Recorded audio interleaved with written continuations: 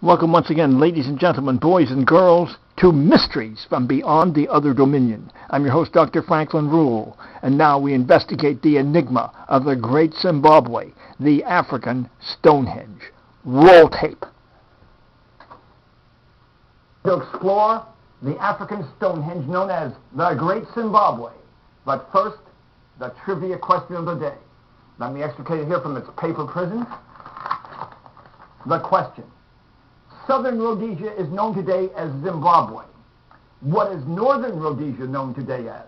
And this is multiple choice in inverse alphabetical order. Is that name Zambia, Tanzania, Rwanda, Malawi, Lesotho, Burundi, or Botswana? Now the only prize for the correct answer is one pat on the back that you'll have to administer to yourself. If you want $1 million, call Regis Philbin. But please, please do not call us. We do not have any operators to take your calls, and if we did, we still could not afford prizes. I'll take a sip of water and be back momentarily with that correct answer.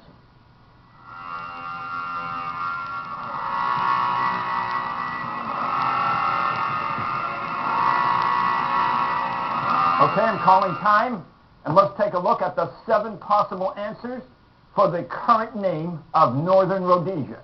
Is it Zambia, Tanzania, Rwanda, Malawi, Lesotho, Burundi, or Botswana? And of course, I have to ask, is that your final answer, Burundi? No. The correct answer is the first answer, Zambia. Now, let's take a look at the African Stonehenge and the Egyptian Stonehenge.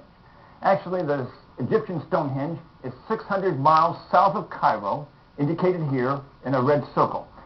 It has stone slabs upright in a similar pattern to the great Stonehenge in England, with one small exception. It's only 12 feet in diameter, whereas the English Stonehenge is 320 feet in diameter, so it certainly pales by comparison. On the other hand, the Great Zimbabwe down here in southern Rhodesia, as indicated down here, is 240 feet along its long axis, 180 feet along its shorter axis. It forms an elliptical pattern similar to, let's say, a small baseball stadium. And I should point out that it dates back at least to the biblical era, perhaps it even being older. It consists, if we look at it, of a stone wall that is a totally compact unit, 635 feet in length and circumference. It is composed of bricks that are put together without any apparent binder, perfectly fitted, and it stood at least 2 centuries, possibly longer. It also includes within it certain platforms made of stone and one stone tower, a conical tower, 30 feet high, totally solid. The wall itself is about 20 feet high. No one knows who created this or when it was actually created.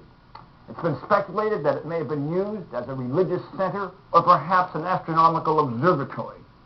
One theory has been ruled out that the local Bantu natives created it because they're a nomadic people and normally build out of grass and mud. And they have a tradition that when someone dies in one of their abodes, they destroy that abode. And it would be very hard to destroy stone structures as one person after another in the tribe dies.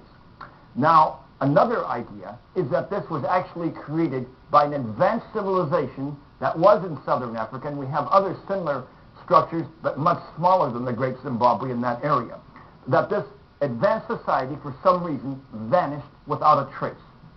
Another intriguing idea is that it was actually built by Arab traders who were in the employ of the celebrated King Solomon, and that indeed his legendary mines were in South Africa. And at one point, gold was stored in the Great Zimbabwe. But we really don't know enough about it, and it could date back as much as 6,000 or 7,000 years, similar to the Egyptian Stonehenge. A true mystery from beyond the other dominion for your consideration.